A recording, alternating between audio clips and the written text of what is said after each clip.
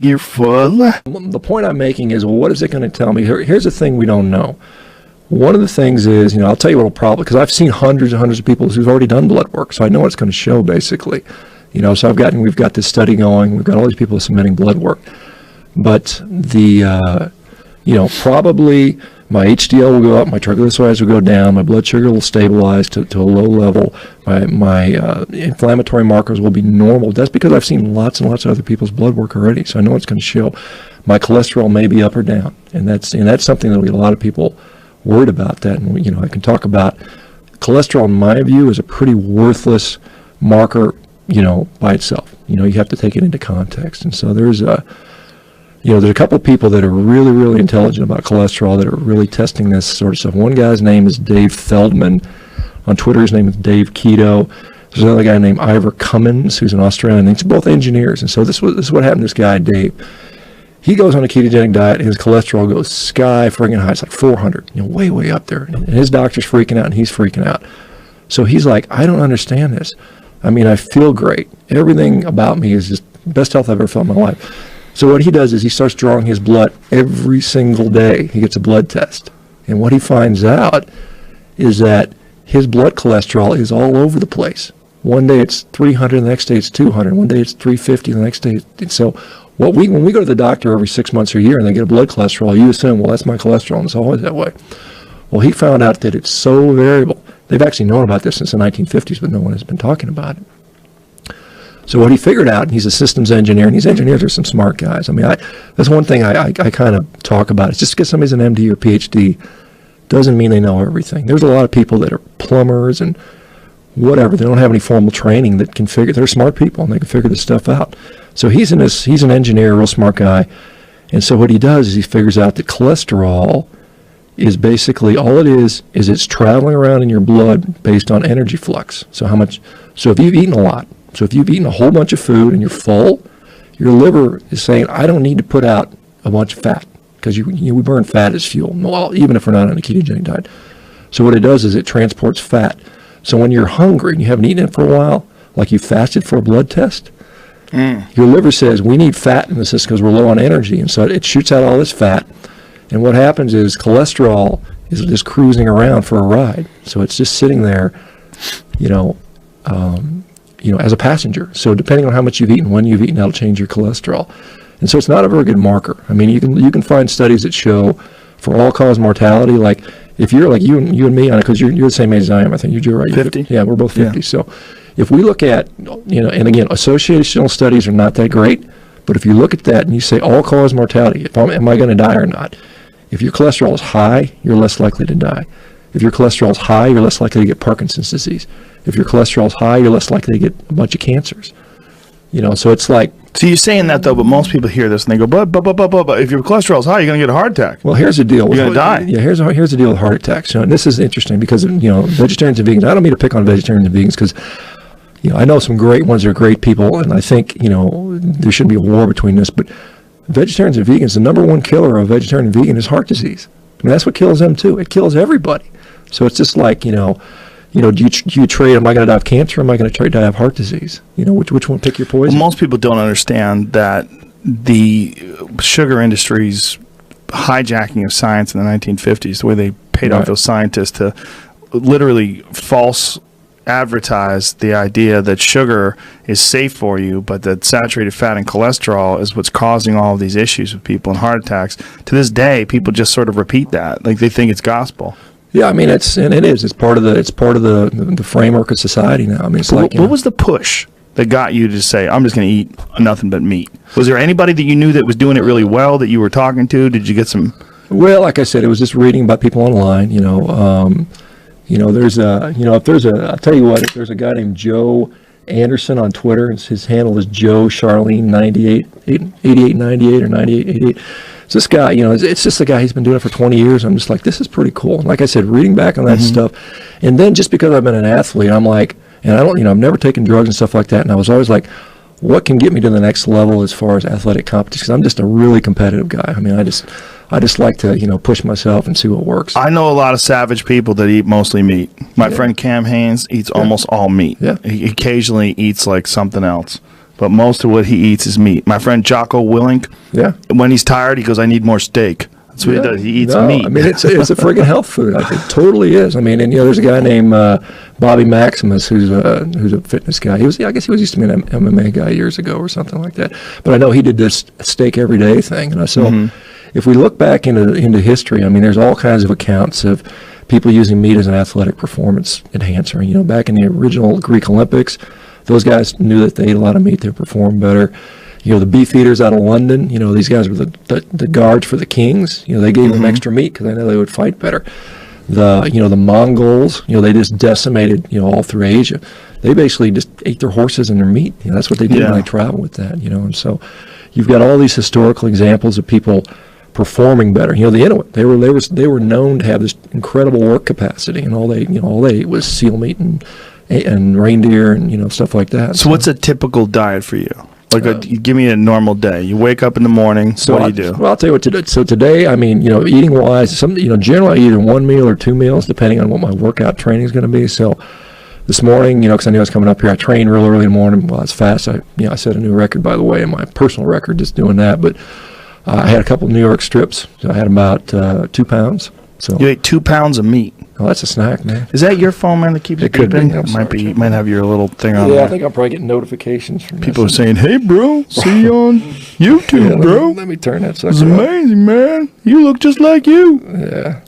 So you had 2 New York strips today? Yeah. I mean, that's, 2 pounds of meat. You know, it took me a while to build up to this. Before, you know, like a pound of meat would be, you know, that'd be tough. Now I can put down 4 pounds at one time. And people looking at you would go, "Well, he's super lean." Like, obviously, whatever you're eating, your body's processing it really well. I mean, you don't have what someone would think of as a steak eater gut. Like, you tell a guy eats 2 steaks a day, and like, oh, he must have a gut. But that's all the mashed potatoes and macaroni and cheese and bread. I mean, it's the stuff you eat with it. I mean, you know, I've just, you know, I put, like I said, on that Instagram page, I've got, you know, me exercising, doing stuff, and, you know, pictures. That was something you talked about outside the studio right before we came in, that the studies that have been done on people consuming meat, and I brought this up as well, that there's a lot of misconceptions about these studies because they're not very clear.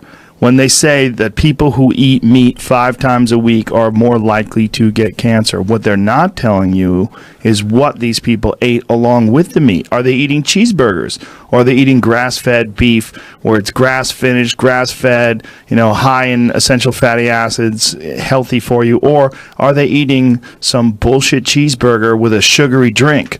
Like, what is the rest of their diet? Are they consuming a lot of refined carbohydrates? Are they consuming a lot of sugar? Are they drinking alcohol? Are they smoking cigarettes? All you're saying is they're eating meat 5 days a week. It's not specifying in any way their actual overall diet. Yeah, they don't sort that very well out, and so they've got all these epidemiology studies. And basically, a meat eater is basically someone, and you know, statistically, we know they're more likely to smoke, they're more likely to drink, they're more likely not to wear their seatbelt, they're more likely to be in accidents, they're more likely not to go to their doctor, they're more likely just not to care.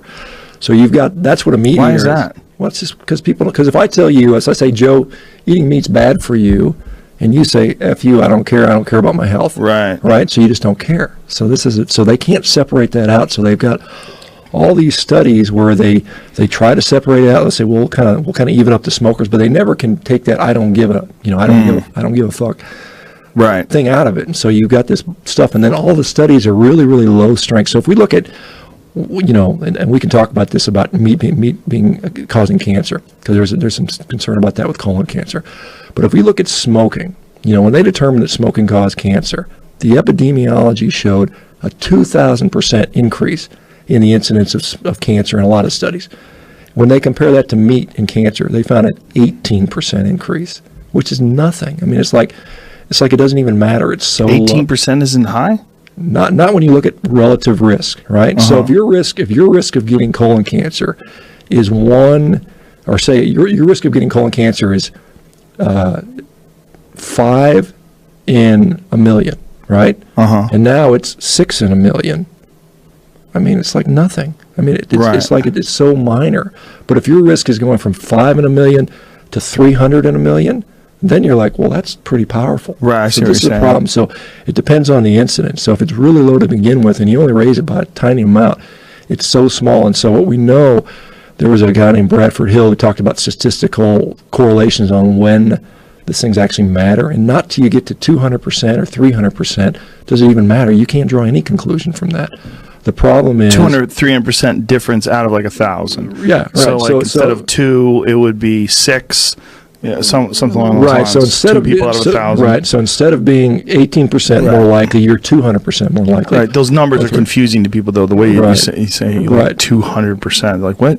That's a lot of people. Right. So you would have to double or triple your risk. Okay. So 18% is not double or tripling. It's only putting it up by a fraction. Right. Right. So when you separate all that stuff out, and then there was the World Health Organization 2 years ago, declared that red meat was a class 2 carcinogen and processed meats was a class 1 carcinogen. They said it's like plutonium and smoking, and everybody runs all over the place with that. Well, why'd they do that? So here's why they do that. So first of all, and you can go on their website, and they'll tell you what their conclusions were. So this was done by an organization called the International Association for Research on Cancer. They're based out of Lyon, France, and they are that's what the World Health Organization uses to determine their stuff. And so and this is, besides the point, but right now the IRC is under investigation by U.S. Congress for using crappy science and, promoting a political agenda. So I don't know if that's true or not. Part of that's generated by probably big corporations who don't like their findings. But so they're under investigation for that. But what they say is we have some weak epidemiology, which is this 18% stuff, but we think we have some strong mechanistic reasons for this, right? So if everybody, there's a doctor named George Ede, E-D-E, who's a psychiatrist out in Maryland who's got this just tremendous, she analyzed the whole thing. She has a website called diagnosisdiet.com.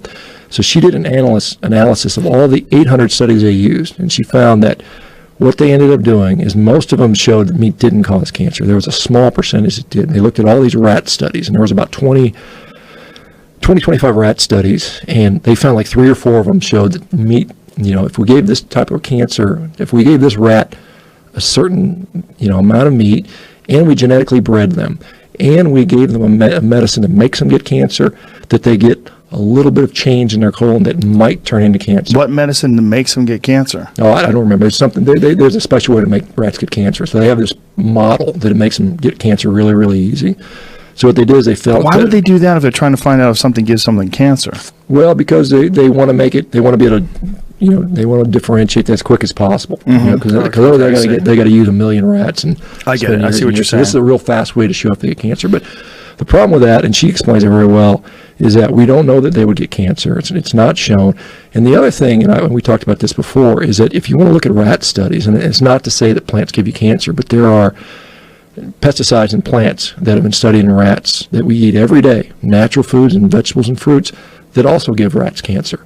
And so the only difference is we've got some really by pesticides you mean things that natural compounds that plants extract or that plants secrete in order to discourage predation. Exactly. So these natural substances, when they feed them to rats and they isolate them and feed them to rats, it gives the rats cancer. Of 52, they tested 27 of them. And these are just normal foods that we eat on a daily basis. Normal stuff we eat on a daily basis. And so it's not to scare people out of eating that stuff, but it's just saying that's how much BS this stuff is based upon. But it just seems to me to be so crazy that they're doing a cancer study and they give the rats something that induces cancer in order to find out what gives them cancer more. So they give them this compound, and then on top of the compound, then they check their diet. Right. That seems so bananas. And they also feed them sugar with it.